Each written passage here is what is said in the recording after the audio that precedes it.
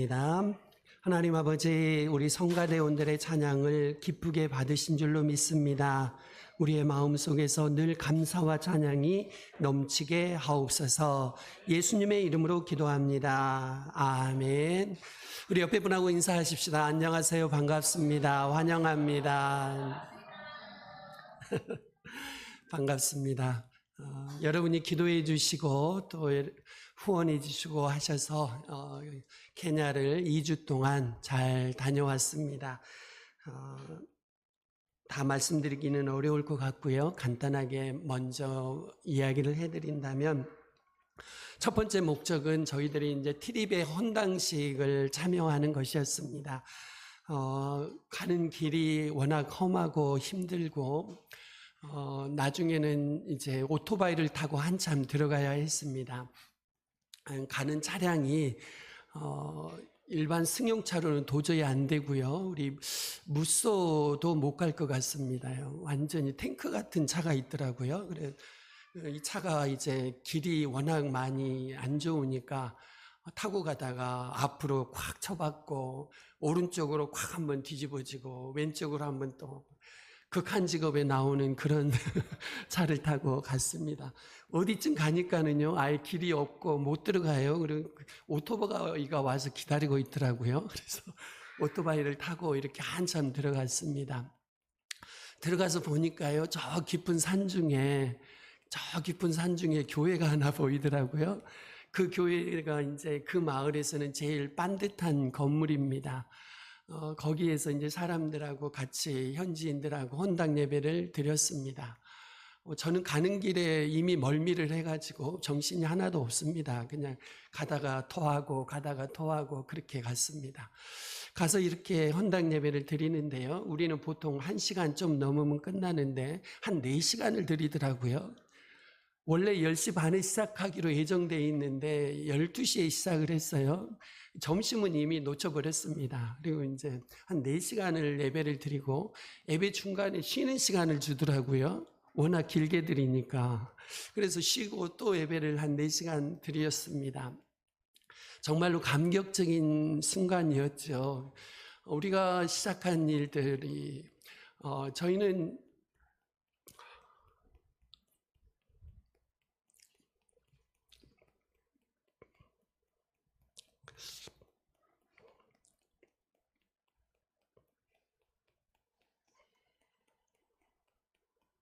하나님이 우리를 사용하셔서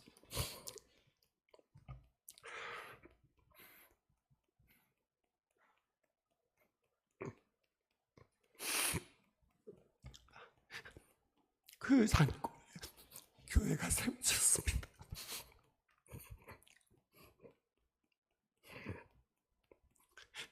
그리고 더 감동적인 것은 그들의 예배가 우리와는 너무 달랐습니다.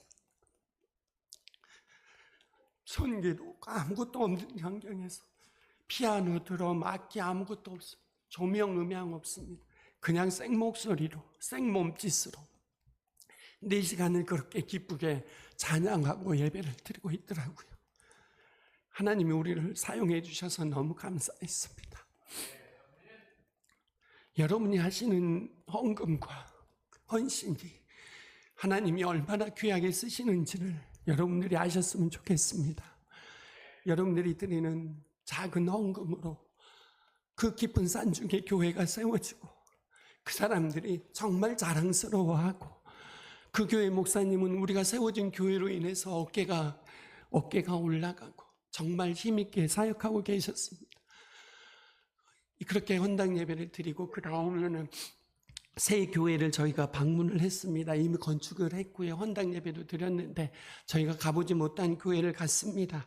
그곳에 가서 또 목사님들 만나고 성도님들과 교제하고 가는 곳마다 이제 저는 이제 영어로 떠듬거리면서 설교를 하고 또 소개를 하고 그러는 시간을 가졌습니다.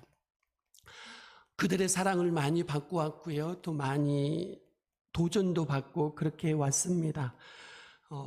아주 장거리 여행을 하면서 계속 에어컨 밑에 있으면서 이렇게 이제 제 건강 상태는 많이 안 좋아졌고요. 또 형편없는 도로 사정으로 인해서 그렇게 녹록하지 않았습니다. 힘들었지만 은혜 가운데 잘 다녀왔습니다. 여러분들이 사모를 위해서는 기도를 많이 한 것이 느껴졌습니다. 사모는 제가 열심히 보필 했더니 잘 견뎠습니다. 그 와중에 제가 많이 고생을 했고요. 저를 위해서는 기도를 안 하신 것 같습니다. 하여튼 잘 다녀왔고요. 여러분들이 하시는 헌금과 헌신이 정말로 하늘나라에서 귀하게 쓰임받고 있다는 것을 늘 기억하시고 우리가 끝까지 이 일을 감당했으면 좋겠다 하는 생각이 들었습니다. 케냐라는 나라 자체가 희망이 없습니다. 부정부패가 너무 심하고 정치인들과 공무원들은 자기들 배 채우느라고 정신이 없고 지금도 데모를 아주 심하게 하고 있습니다. 시민들을 향해서 총을 쏘고 있고요. 우리 5.18 그때 당시와 같이 그냥 무자비하게 억압하고 있는 상황입니다. 젊은이들은 희망이 없으니까요. 죽기 살기로 데모를 하고 있습니다. 그러니 그 산골 마을에는 어떻게 정부의 도움이 갈 수가 있겠습니까요? 아주 어려운 형편에 있는 땅입니다. 그곳에서의 유일한 희망은 교회더라고요. 교회에 와서만 이 사람들이 말씀을 통해서 희망을 발견하고 미래를 설계하고 이렇게 하고 있습니다. 여러분들도 늘 케냐를 기억하시고 우리가 세운 네 교회 교회를 네 개의 교회가 주 안에서 부흥할 수 있도록 같이 기도로 협력해 주시면 감사하겠습니다. 지난 몇 주간 동안에 저는 작은 것의 긍정적인 부분에 대해서 말씀을 드렸습니다. 하지만 작은 것이 긍정적인 면만 있는 것은 아니더라고요. 부정적인 면도 있고 파괴적인 면도 있습니다. 작은 것의 파괴적인 면에 주의를 환기시키는 말씀이 오늘 본문 말씀입니다. 우리를 위하여 여우 곧 포도원을 허는 작은 여우를 잡으라. 우리의 포도원에 꽃이 피었음이라. 하나님은 작은 여우를 주의하라고 경계하시죠. 왜냐하면 작은 여우가 포도원을 헐 수 있기 때문입니다. 여우는 작지만요, 포도원을 허물 수 있습니다. 여러분, 거대한 댐이 무너지는 것도 작은 구멍이 뚫렸기 때문이지요. 하나님은 아가서의 말씀을 통해서 포도원을 허무는 작은 것들을 조심하라고 가르치십니다. 첫 번째입니다. 하나님이 맡겨주신 포도원을 잘 세우시기 바랍니다. 하나님은 우리가 이 땅에 사는 동안에 우리 각자에게 포도원을 맡겨주셨어요. 잠시 맡겨주셨지요. 그리고 그 포도원을 우리가 잘 세워가기를 원하십니다. 그리고 우리의 포도원에서 극상품 포도원을 기대하고 계시지요. 여러분에게 포도원을 맡겨주신 분은 하나님이십니다. 하지만 그 포도원을 잘 세워나가는 것은 우리의 몫이라고 할 수 있습니다. 이사야 5장을 보시면 포도원을 향한 하나님의 기대와 실망이 담겨 있어요. 하나님은 포도원을 세워주시고 좋은 포도를 기대하셨지요. 그런데 들포도가 나오는 겁니다. 이 포도원은 이스라엘 민족이고 들포도는 유다 사람이라고 설명해 주셨어요. 성경에서 말하는 포도원은 여러 가지 의미일 수가 있습니다. 오늘날 우리에게는요, 우리에게 허락해 주신 가정일 수 있고요, 교회일 수 있습니다. 직장과 사업일 수 있고요, 여러분이 속한 공동체일 수 있고, 여러분이 섬기는 구역일 수 있고요, 여러분의 은사나 재능일 수 있습니다. 하나님이 여러분에게 맡겨주신 것이라면 그 무엇이라도 포도원이라고 할 수 있지요. 여러분 모두가 포도원을 가지셨으니까요, 다른 사람의 포도원을 부러워하실 필요는 없습니다. 하나님이 우리 각자에게 맡겨주신 포도원에 감사하시기를 바랍니다. 그리고 그 포도원을 잘 가꾸고 키우십시오. 우리에게 맡겨주신 포도원에 대한 책임을 우리에게 물으실 것입니다. 만약 우리의 포도원을 우리가 잘 가꾸지 못한다면요, 하나님은 그 포도원을 다른 사람의 손에 넘길 수도 있으셔요. 하나님은 아가서를 통해서 우리를 깨우시지요. 도전하십니다. 경고하십니다. 우리의 포도원이 무너질 수 있다. 황폐해질 수 있다. 우리의 가정과 교회와 구역과 사업과 직장이 무너질 수 있다. 황폐해질 수 있다. 경고하십니다. 이 정도는 괜찮아. 정말 그런 일이 일어나겠어. 생각했던 일들이 현실로 나타나는 것을 우리는 경험했습니다. 우리가 포도원을 잘 세우려면요, 관심을 가져야 되겠죠. 주의해야 되겠죠. 관찰을 잘해야 됩니다. 지속적으로 관리해야 됩니다. 그렇지 않으면요, 어느새 작은 여우들이 포도원을 허무는 그런 일들이 생기니까요. 두 번째입니다. 포도원을 허무는 작은 여우를 잡으십시오. 포도원을 허무는 것도 있고요, 세우는 것도 있습니다. 하나님은 포도원을 허무는 작은 여우를 잡으라고 명령하시지요. 영어 성경을 보면 작은 여우가 복수로 되어 있습니다. 그러니까 하나님은 포도원을 허무는 작은 여우들을 잡으라고 명령하시는 겁니다. 여러분, 작은 여우들이 있어요. 이 여우들은 우리의 포도원을 호시탐탐 노리고 있습니다. 포도원을 헐려고 하는 것들이지요. 이것을 기억하셔야 합니다. 그렇다면 오늘날 작은 여우들은 과연 무엇일까요? 첫 번째입니다. 작은 여우는 치명적인 문제가 될 수 있는 작은 징후들입니다. 사실 우리는 날마다 많은 문제들을 직면하면서 살지요. 작은 문제들, 큰 문제들이 있습니다. 사소한 실수들, 중대한 실수들이 있습니다. 그리고 큰 문제들 앞에는요, 작은 문제들이 작은 징후로서 나타납니다. 중대한 실수 앞에는요, 사소한 실수들이 작은 징후들로 나타나지요. 그래서 작고 사소한 문제들을 우리가 주의하지 않으면요, 나중에는 아주 치명적인 문제가 될 수 있어요. 작고 사소한 실수들이 반복되면요, 머지않아 큰 문제가 될 수 있는 거지요. 그런 면에서 사소한 실수, 실패, 사건들에 주의를 기울이셔야 합니다. 포도원을 허물 수 있는 작은 징후들을 여러분들이 살펴보시라는 뜻입니다. 이것을 가르쳐주는 법칙 중에 하일리 법칙이라는 것이 있습니다. 허버트 하일리라는 사람이 실제로 발생했던 사건을 7만 5천 건을 정밀하게 분석을 했다고 해요. 그리고서 법칙을 하나 발견했습니다. 오늘날 1대 29대 300 법칙이라고 부른다고 해요. 이런 내용입니다. 산업 현장에서요, 중상자 한 명이 나오기까지는 같은 원인으로 경상자 29명이 나오고, 같은 원인으로 잠재적으로 상해를 입을 사람들이 300명이 나온다는 것입니다요. 요는 이렇습니다. 모든 중대한 사건의 배후에는 그 사건을 가능하게 한 다양한 징후들이 이미 나타났다는 것이지요. 이런 징후를 간과하지 않고 적절히 대비하지 않는다면 큰 사고가 난다는 것이지요. 이것이 하인리의 주장입니다. 하인리는 타이타닉 호를 예로 들어서 작은 경고를 무시한 것의 결과를 설명합니다.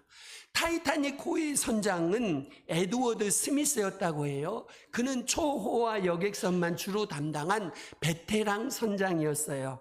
하지만 그가 타이타닉 호를 운항하던 중에 결정적인 과오를 범했지요. 빙하 경고를 무시했습니다. 스미스 선장은 이미 알고 있지요. 4월에는 항상 빙하가 많이 떠내려온다, 이 사실을 당연히 알고 있었어요. 비슷한 시각에 같은 항해 노선을 운행했던 배들로부터도 빙하가 떠돌아다니고 있으니까 조심하라고 경고도 많이 받았습니다. 4월 11일에는 6번의 경고를 받았고, 12일에는 5번의 경고를 받았고, 13일에는 3번의 경고를 받았고, 충돌 당일날 4월 14일에는 무려 7번이나 경고가 들어왔습니다. 하지만 스미스 선장은 이 경고를 별일 아닌 것으로 무시했지요. 빙하가 적게 오는 해역으로 노선을 바꾸지도 않았고요, 속도를 줄이지도 않았습니다. 도착 시간을 지키는 데만 신경을 썼지요. 타이타닉호의 통신사였던 잭 필립이 있는데요, 이 사람은 주변에 있는 배들로부터 누군가 이제 경고 신호를 보내면 그냥 닥쳐, 이렇게 당답을 했다고 합니다. 그러니까 스미스 선장과 선원들이 작은 징후들을 무시하면서 대형 사고를 만들어냈던 거지요. 두 번째입니다. 작은 여우는 잘 될 때 방심하는 것입니다. 여러분, 타이타닉호의 스미스 선장의 문제는 방심이었지요. 그는 호합한 여객선을 항해하는 선장으로서 당시 명성이 자자했어요. 그런 까닭에 그가 방심했어요. 그가 타이타닉호에 선장이 되었을 때 그의 나이는 62세였다고 해요. 선장으로서 이미 많은 항해 경험이 있었고요. 경륜도 상당히 쌓였고요. 그때 그가 방심했고 그의 방심은 그의 교만에서 나왔습니다. 여러분, 작은 여우가 포도원을 허무는 때는 언제일까요? 그것은 포도원에 꽃이 만발할 때입니다요. 15절 말씀 그렇게 말씀하지요. 우리를 위하여 여우 곧 포도원을 허는 작은 여우를 잡으라. 왜요? 우리의 포도원에 꽃이 피었습니다. 작은 여우가 포도원을 허무는 때는 언제냐? 꽃이 피었을 때입니다. 아가서 2장 13절 오늘 본문 앞에 보시면 이런 표현이 나옵니다. 포도나무가 꽃이 피어 향기를 토하고 있다고 합니다. 무화과 나무에는 푸른 열매가 익었고 포도나무는 꽃을 피워 향기를 토하는구나. 나의 사랑, 나의 어여쁜 자야, 일어나서 함께 가자. 여러분, 지금요 꽃이 아름답고 향기가 있어요. 보기에 아름답지요? 그러면 사람들이 관심을 갖습니다. 이때가 위험합니다. 주의해야 할 때입니다. 여러분, 사람들이 꽃을 딸 때가 언제이겠습니까? 꽃봉오리가 맺히고 꽃이 만발했을 때 아니겠습니까요? 여러분, 우리 인생에도 꽃이 필 때가 있습니다. 우리 사역에도 꽃이 필 때가 있습니다. 꽃이 피는 것은 왜일까요? 열매를 맺기 위해서지요. 그런데 열매를 맺기 전에 꽃이 필 때 포도원을 허무는 작은 여우들이 등장한다는 것입니다요. 부부가 사랑으로 하나 될 때는 언제일까요? 성도들이 서로 용납하고 사랑할 때는 언제일까요? 꽃이 필 때가 아닙니다. 꽃이 필 때는요, 작은 여우들이 가정을 공격하고 교회를 공격하거든요. 정말로 사랑으로 하나 되는 가정, 사랑으로 하나 되는 교회는 언제일까요? 고생할 때입니다. 뜨거운 태양 아래 고생할 때, 비바람을 맞을 때, 어려울 때 가정이 하나가 되고 교회가 하나가 되지요. 문제는 언제 생기겠습니까? 어려울 때 아닙니다. 꽃이 필 때 문제가 생깁니다. 문제는 인생의 꽃이 필 때 찾아옵니다. 작은 여우는 사역의 꽃이 필 때 찾아오지요. 그때 사람들이 무장을 해제하거든요. 긴장을 풀어버립니다. 포도원의 문을 열어놓고서 사람들에게 자랑하고 싶어집니다. 보여주고 싶고 자랑하고 싶어지지요. 그때 포도원을 허무는 작은 여우들이 살며시 우리 속으로 들어온답니다요. 우리는 열매 맺도록 부름을 받았습니다. 그런데 꽃이 피었을 때 작은 여우가 꽃을 따버리면 열매를 맺지 못하지요. 포도원의 기능을 할 수가 없습니다. 그래서 열매를 맺기까지는 방심해서는 안 됩니다. 깨어 있어야 하는 거죠. 여러분, 우리의 사명은 꽃을 피우는 것이 아닙니다요. 열매를 맺는 것입니다. 그래서 인생의 꽃이 피고 사역의 꽃이 피었다고 해서 방심해서는 안 됩니다. 그 방심 때문에 꽃이 꺾이게 되고 열매를 볼 수 없게 되고 포도원이 무너질 수 있기 때문입니다. 오늘 여러분의 인생에 꽃이 피었습니까? 오늘 여러분의 사역에 꽃이 피고 있습니까? 지금은 마음을 놓을 때가 아닙니다요. 세 번째입니다. 작은 여우는 조급함입니다. 포도원을 허무는 작은 여우 중에 하나는 조급함인데요. 여우는 열매를 맺기 전에 포도원의 꽃을 망치려고 하지요. 열매를 맺기 전에 꽃부터 탐을 욕심을 내는 겁니다요. 열매 맺지 않은 꽃을 건드리는 것이 작은 여우예요. 작은 여우는 익지도 않은 포도를 따먹으려고 합니다. 아직도 시리신 포도를 따먹으려고 해요. 조급해요. 조급하면 포도원을 망치게 됩니다. 제가 이번 케냐 선교 여행을 가서 스와힐리어로 몇 가지 표현을 배워왔습니다.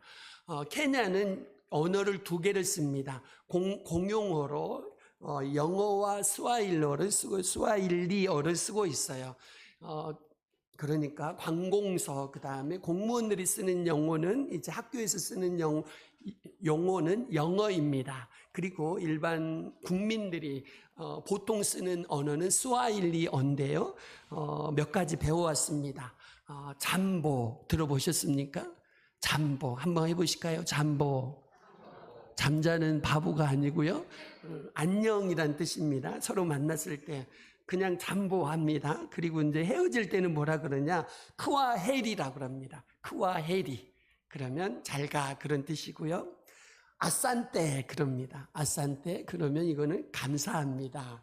그 다음에 가리부 그러면 이거는 이제 괜찮습니다. 그런 뜻이고요. 제가 제 귀에 쏙 들어오는 단어가 있었습니다. 5번째인데요. 하쿠나 마타타 들어보셨죠? 한번 해보실까요? 하쿠나 마타타. 괜찮습니다. 모든 것이 문제 없습니다. 모든 것이 잘 될 것입니다. 그런 뜻이에요. 어디 아이들 영화에서 들어본 적 있으시죠? 하쿠나 마타타. 라이언 킹인가요? 거기서 하쿠나 마타타 했던 것 같아요. 무슨 뜻이냐면 문제 없어요. 모든 것이 잘 될 거예요. 케냐 사람들은 기본적으로 하쿠나 마타타를 자주 말합니다. 차가 고장나도 하쿠나 마타타. 차가 늦게 와도 하쿠나 마타타. 음식이 식어도 하쿠나 마타타. 음식이 늦게 나와도 하쿠나 마타타. 부도가 나도 하쿠나 마타타. 이혼을 해도 하쿠나 마타타. 모든 상황에 하쿠나 마타타예요. 이 사람들은 급히 서두르는 법이 없어요. 늘 그냥 여유가 있습니다. 그 이유는요, 서둘러 봐야 되는 일도 없고 그냥 이렇게 하쿠나 마타타 편안하게 살아갑니다.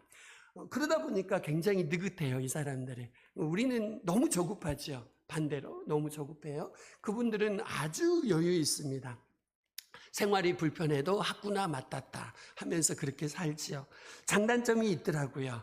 우리 인생의 포도원은요, 조급함으로 세워지지 않습니다. 성실함으로 세워집니다. 프란츠 카프카가 이렇게 말을 했습니다. 인간에게 큰 죄가 2가지가 있으며 다른 죄는 모두 여기에서 나온다. 게으름과 조급함이 그것이다. 게으름과 조급함이 아주 나쁜 친구입니다. 무슨 뜻이냐면 게으르면 조급해져요.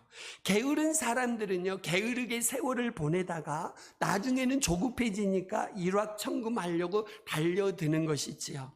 여러분, 타이타닉호의 스미스 선장은 선장으로서의 사명을 망각했습니다.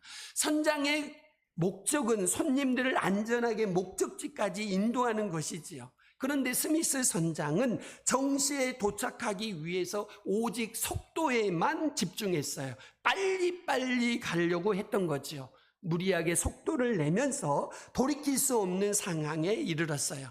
배가 항해하는 목표는 뭐겠습니까요? 손님들을 안전하게 목적지까지 모시는 것이지요. 물론 속도를 무시할 수는 없겠지요. 하지만 배의 존재 목적, 항해의 목표를 상실할 만큼 속도에 집착해서는 안 되는 것이지요. 여러분, 포도원을 잘 세우기 위해서는요, 여러분의 가정과 교회와 구역과 사업, 직장, 여러분이 섬기는 구역을 잘 세우기 위해서는요, 서둘러서는 안 됩니다. 조급함을 정복하고 오래 참으셔야 됩니다. 가정이라는 포도원, 교회라는 포도원을 여러분이 세우시려면 오래 참고 끝까지 견디셔야 해요. 사랑하셔야 합니다. 고린도전서 13장 4절 기억하시지요? 사랑은 오래 참고 라고 시작합니다. 결혼 생활도 교회 생활도 조급하면 안 됩니다. 조급하면 사고 납니다. 조급하면 큰 일을 할 수가 없어요. 쉬운 길을 가려고 하지 마십시오. 아무리 배가 고프더라도 돌로 떡을 만들 수는 없는 것이니까요. 빨리 행복하고 빨리 돈 벌고 빨리 잘 살고 빨리 부흥하고 이런 생각을 버리셔야 돼요. 하쿠나 마타타를 좀 배우셔야 합니다요. 우리 인생은 늘 마라톤 경주입니다. 신앙생활도요, 하루 이틀 하고 끝낼 일 아닙니다. 주님 오실 때까지 하셔야 돼요. 가정생활도 하루 이틀 하고 끝낼 일 아니지요. 주님이 오실 때까지 해야 됩니다. 서두르지 마시고 천천히 걸어가시기를 바랍니다. 4번째 작은 여우는 원망입니다. 원망이 우리의 포도원을 허물어뜨립니다. 이스라엘은 하나님의 포도원이었어요. 그런데 출애굽한 이스라엘 백성 가운데 수많은 사람들이 광야에서 무너졌습니다. 왜 그랬을까요? 원망 때문이었습니다. 원망 남 탓이죠. 남 탓. 포도원을 세우기 위해서는요, 원망하거나 남 탓해서는 안 됩니다. 포도원을 세우는 사람은 책임의식이 있어야 돼요. 작은 여우 때문에 포도원의 타격을 입는다면 그것을 누구의 탓으로 돌려서는 안 되고요. 스스로 책임을 져야 합니다. 사실 포도원에 작은 여우가 들어올 수 있도록 방심한 것은 우리의 책임이고요. 포도원을 허물도록 방치한 것도 우리의 책임이고, 작다고 무시하고 그냥 지나친 것도 우리의 책임입니다. 별일 없을 것이라고 생각하고 무관심했던 것도 사실 우리의 책임이지요. 우리가 책임을 느낄 때 같은 실수를 반복하지 않을 수 있습니다. 반면에 포도원을 세우는 언어는요, 원망이 아니고 격려입니다. 포도원은 격려를 통해서 세워지지요. 사실 작은 실수, 작은 실패 없는 사람 없지요. 우리는 모두 다 실수하고 실패하며 살아갑니다. 어린아이가요, 걷기까지는 수없이 넘어졌다 일어서더라고요. 서서 걷기까지 부모가 하는 일은 무엇이겠습니까요? 넘어지더라도 또 잡아주고 격려하는 것입니다. 어린아이가 커서 자신의 포도원을 잘 세우기까지는 격려해야 합니다. 이렇게 작은 직무들, 방심, 조급함, 원망이 우리의 가정과 교회, 사업과 공동체를 허물 수 있습니다. 세 번째입니다. 작은 여우를 조심하시되 목적에 집중하시기를 바랍니다. 하나님이 포도원을 허무는 작은 여우를 잡으라고 말씀하셨어요. 하지만 결코 작은 여우에 집착하라는 그런 말씀은 아닙니다. 하나님의 관심은 작은 여우에 있지 않아요. 하나님의 관심은 포도원에 있습니다. 포도 열매에 있습니다. 포도나무의 풍성한 열매에 있는 것이지요. 여러분, 우리 속담에 빈대 잡으려다가 못 태운다 그래요? 초가삼간 태운다고 하지요. 빈대는 잡아야 되겠지요. 그렇다고 초가삼간 태울 일은 아니지 않습니까요? 빈대 잡다가 초가삼간 태우는 일은 하지 말라는 그런 뜻입니다요. 포도원의 목적은 작은 여우를 잡는 것이 아니지요. 포도 열매를 풍성하게 맺는 데 있습니다. 그 풍성한 열매로 사람들을 섬기는 데 있지요. 우리가 목적을 상실한 채 작은 여우에 집착하게 되면 정말 중요한 것, 열매를 잃어버릴 수 있습니다. 여러분, 예수님도요, 가라지를 추수 때까지 베지 말라고 말씀하셨어요. 곡식을 보호하기 위해서입니다. 마태복음 13장 29절은 이렇게 말씀합니다. 주인이 이르되 가만두라, 가라지를 뽑다가 곡식까지 뽑을까 염려하노라. 둘 다 추수 때까지 함께 자라게 두라. 이렇게 말씀하시지요. 여러분, 포도원 지기가요, 작은 여우를 피할 수는 없습니다. 포도원이 이렇게 넓은데 작은 여우가 들어오는 것을 막을 수 있겠습니까요? 절대로 막지 못합니다. 작은 여우는 어떻게 해서든지 포도원에 들어올 거예요. 그래서 작은 여우지요, 마치 하이에나와 같습니다. 가정이나 교회나 공동체도 그렇습니다. 작은 여우처럼 포도원을 허물기 위해서 조용히 들어오는 그런 사람들이 만날 수 있어요. 그렇지만 여러분들이 작은 여우를 만나시더라도 너무 혹독하게 대하지는 마십시오. 그 사람에게 너무 신경 쓰면서 사명을 잃어버려서는 안 된다는 뜻입니다. 여러분, 목적에 집중하시기 바랍니다. 작은 여우를 잡기 위해서 포도원을 불태워서는 안 되지요. 작은 여우 잡는다고 가정을 태울 수 없는 일 아니겠습니까요? 교회를 태울 수 없는 일 아니겠습니까요?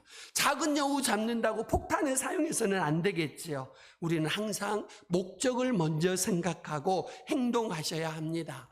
예수님의 12제자 가운데도 작은 여우가 한 마리 있었지요. 누구지요?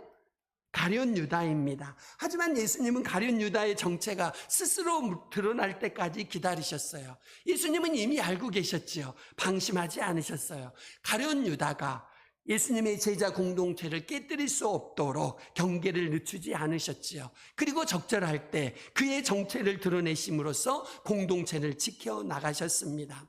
오늘 본문 16절에 보시면 자신에게 맡겨진 사명을 잘 감당하는 목자의 모습이 나옵니다. 16절 한번 보실까요? 같이 한번 읽습니다. 시작. 내 사랑하는 자는 속하였고 나는 그에게 속하였도다. 그가 백합화 가운데서 양떼를 먹이는구나. 자, 목자가요, 백합화 가운데서 양떼를 먹이고 있습니다. 우리는 작은 여우를 잡는 일에만 집착해서는 안 됩니다요. 포도원의 존재 목적에 집중해야 합니다. 포도 열매를 풍성하게 맺는 것이지요, 양떼를 먹이는 것입니다. 중요한 것은 목적을 분명히 하는 것입니다. 우리의 목적은 포도원을 세우는 것이고 열매 맺는 것입니다. 무너뜨리고 허무는 거 죽이는 것이 우리의 목적은 아닙니다. 우리의 목적은 허물어진 것이라도 다시 세우는 것이지요. 마지막으로 십자가가 허물어진 포도원을 다시 세우는 것입니다. 사실 우리가 아무리 최선을 다해도요, 우리의 포도원이 한두 번 허물어지는 것은 다 경험하면서 살아가고 있습니다. 우리의 연약함 때문에, 어려운 환경 때문에, 천재지변 때문에, 어려운 경제 때문에 포도원이 종종 허물어지지요. 극한 유혹, 극한 사단의 시험, 우리의 조급함, 미숙함, 이런 것들이 때때로 우리를 어려움 속으로 몰아넣고 있습니다. 그때마다 우리가 찾아가야 할 곳은 어디일까요? 십자가인 줄로 믿습니다. 예수님이 우리에게 오신 것도 무너진 포도원을 다시 회복하기 위해서였어요. 예수님의 십자가는 회복의 장소입니다. 무너진 것을 다시 세우고 끊어진 것을 다시 연결하는 다리입니다. 무너진 포도원을 다시 회복시켜 주실 분은 예수님이신 줄로 믿습니다. 물된 동산 같은 포도원을 만들어 주실 분도 예수님이십니다. 그러므로 저와 여러분이 십자가 앞에서 허물어진 포도원을 다시 세워 나가시기를 바랍니다. 그러려면 여러분이 십자가 앞으로 나오십시오. 십자가 앞에서 황폐된 곳들을 다시 세우시고요, 파괴된 기초를 다시 쌓으시고, 무너진 것도 보수하시고, 길을 수축해서 사람들이 다니게 하십시오. 말씀을 정리합니다. 작은 여우를 조심하시기 바랍니다. 어떻게 세운 가정인데, 어떻게 세운 교회인데, 어떻게 세운 사업과 직장인데, 어떻게 세운 공동체인데, 작은 여우가 이 귀한 포도원을 허물도록 우리가 놔둘 수는 없는 거 아니겠습니까? 작은 여우가 포도원을 허물지 못하도록 우리가 노력할 때 어떻게 해야 될까요? 작은 징후들을 잘 살펴보십시오. 방심하지 마시고요, 조급하지 마시고 원망하지 마십시오. 그리고 작은 여우를 주의하시되 너무 집착하지는 마시기 바랍니다. 존재 목적을 상실할 만큼 집착해서는 안 됩니다. 우리의 목표는 작은 여우를 잡아 죽이는 것이 아니고요, 우리의 목표는 풍성한 열매를 맺는 것이고, 그 열매로 하나님께 영광을 돌리는 것입니다. 저와 여러분이 열매 맺는 비결은 무엇일까요? 십자가 앞에서 예수님 안에서 사는 것입니다. 요한복음 15장 5절, 나는 포도나무여 너희는 가지라. 그가 내 안에 내가 그 안에 거하면 사람이 열매를 많이 맺나니 나를 떠나서는 너희가 아무것도 할 수 없음이라. 아멘. 우리 시간 같이 기도하면 좋겠습니다. 하나님, 우리에게 포도원을 주셔서 감사합니다. 가정, 교회, 구역, 직장, 사업, 포도원을 주셔서 감사합니다. 주님, 주님이 주신 포도원을 잘 세우겠습니다. 작은 징후들을 주의하며 방심하지 않으며 조급하지 않으며 원망하지 않으며 예수님 안에서 십자가 앞에서 포도원을 세워나가겠습니다. 주님 도와주시옵소서. 우리 같이 기도하시겠습니다.